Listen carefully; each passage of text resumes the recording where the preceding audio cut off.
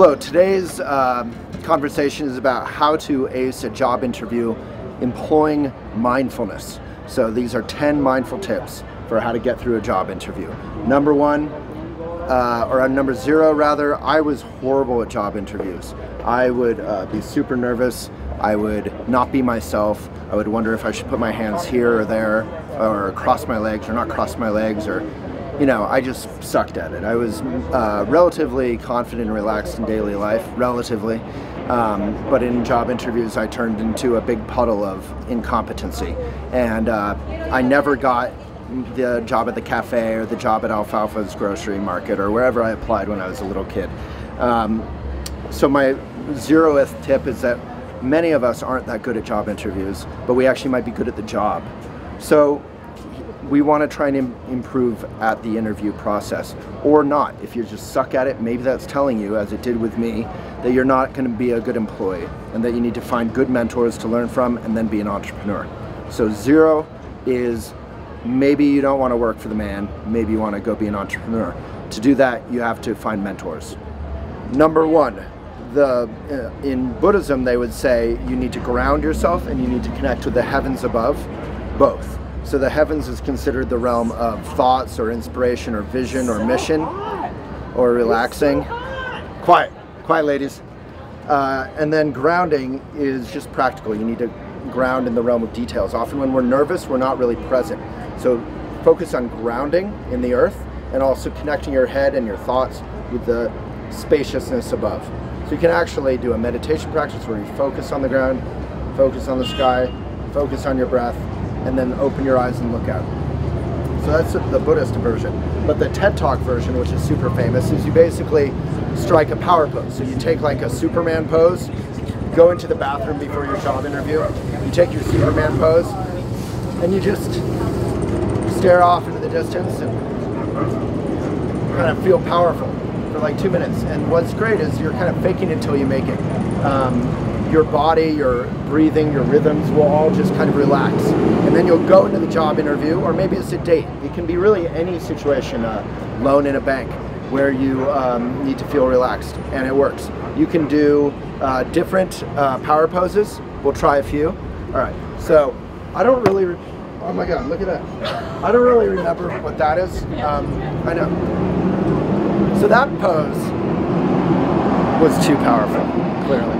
All right. Anyway, that's enough. All right, number 3, no more power poses.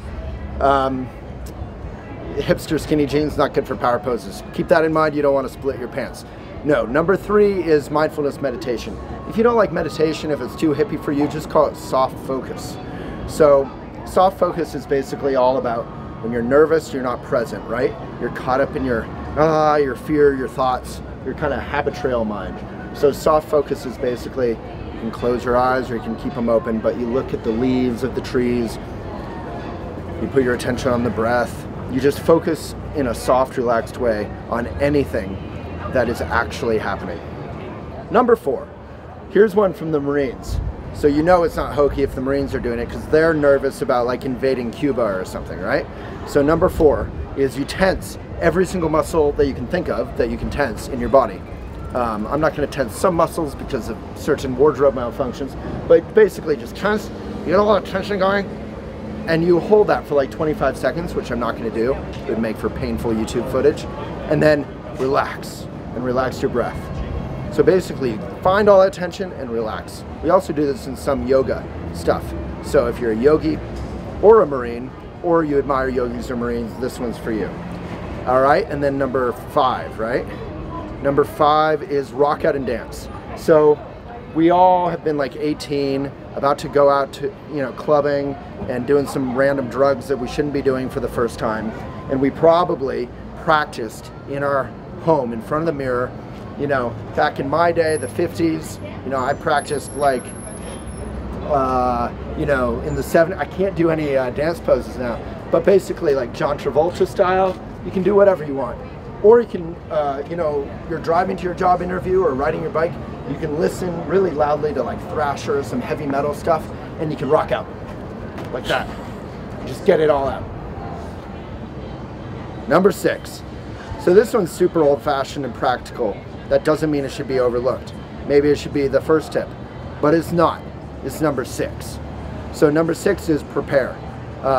It's not that old-fashioned because you can prepare using Google.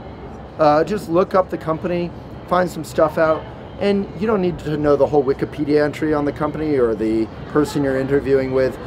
Just find a couple little tidbits that kind of you connect with. Like say I'm going to interview with some houseware store. I know they make cork bath mats, and I know that cork is one of the most sustainable materials because you can cut the cork off the tree, you can shave it off, and the tree still lives, and the trees provide habitat for wildlife and livelihoods for farmers. So cork is just an amazing product. Plus it's soft when you get out of the bathtub, blah, blah. So anyway, you just connect with a couple details and know those. Prepare. Number 7, good to meet you. So the handshake. The handshake, or the bow if you're in Japan, is super important. If you're a girl, don't be over-aggressive with your handshake. Don't be under-aggressive with a handshake. If you're a guy, don't be over-aggressive with a handshake. Don't be under-aggressive with a handshake. Just be firm but relaxed. And eye contact is really nice when you're doing the handshake, and also generally in life. Hopefully I don't need to say that, but it is, particularly in a job interview. Try and look at the people. Make a point to do that, but be relaxed about it. You do that too much, you might come off as a serial killer. Unless it's an application to be a serial killer, in which case too much eye contact is good. And then also, here's a little tip. Whenever you meet someone and you shake their hand, repeat their name. Oh, it's good to meet you, Rachel. Oh, it's great to meet you, Sam. Because in that moment, you're taking in what they look like, you're taking in what they wear, you're taking in your surroundings, and maybe you're gonna forget their name. So just repeat the name when you shake the hand. Number 8, practice being charming by being nice and kind, however you want to put it, with the secretary, with the people you meet before the interview, with the barista at the cafe you stop to on your way to the interview. Practice being social. Don't let this be the first thing you do in the day. Also, if you're thoughtful with the other people in the office, they might actually like you. And there's no pressure. They don't really have to like you, so just be nice to the secretary, la la la. It's good practice without the pressure. Number 9. An interview isn't a one-way street. You also have to ask questions. So let's say you do an amazing interview the whole time and then you leave, you don't get the job. Why? Maybe because they have one little concern about you that they didn't feel like bringing up. Maybe it's because you live in Denver. So if you say, hey, do you have any concerns about me? Any concerns about my resume? Do you have any questions for me? They're able to say, well, Rachel or whoever, you were perfect in every way, but you live in Denver, we're only hiring for Boulder. And you could say, oh, well that's fine because I would move to Boulder and then maybe get the job. So this one actually is like probably, a funny way, even though it's very practical, the biggest one so far. 9.5 is ask what the next steps are and if there's any follow-up you need to do. I know at Elephant, people who do good job interviews but then don't follow up with a, hey, it was great to meet you, la la la, I'll send you my la la, whatever you asked for. If they don't send that within 15 minutes or an hour or 5 hours, there's a very succinct, limited amount of time where we'll be impressed with their follow-up. So just follow up, don't be annoying, short little follow-up. Number 10, not afraid to be a fool, not afraid to fail. As Abraham Lincoln said, this too shall pass. So I think fundamentally I sucked at job interviews so much because I was afraid to suck. So if I had actually visualized failing, I know people who are fans of The Secret out there will hate this one, but I don't really like you either. Visualize failing, and it's actually not that bad. Life goes on, you'll eat a sandwich, you'll get to bicycle in a park, you'll get to do lots of fun things, even if you fail that dumb job interview for that stupid cafe where they weren't smart enough to hire you, right? So just visualize a little failure, realize it's not that bad, and then go in without that fear of failure. So basically, as we discussed in the very beginning, fundamentally you're nervous because you have a lot of hope, you have a lot of fear, you're not able to be present. So really focus on grounding into the actual physical earth, really feel the earth below, feel the heavens above, the realm of ideas, inspiration, mission. Think about why you actually want this job. Bring the two together in your heart, find your breath, and just go do it. Don't worry about notes, just be present. I think that's fundamentally it. If you are present and you don't get the job, maybe it wasn't meant to happen. Bonus time. People in job interviews love to say, what's your biggest weakness? A great answer for that is to, when you hear them starting to ask that, what's your big, interrupting people. You just yell at them. Just yell at them, interrupting people. Guaranteed laugh. I highly recommend it. Make sure in YouTube comments to let me know how that one goes. So thank you very much. Hope you get that job. Either way, may your work be of benefit.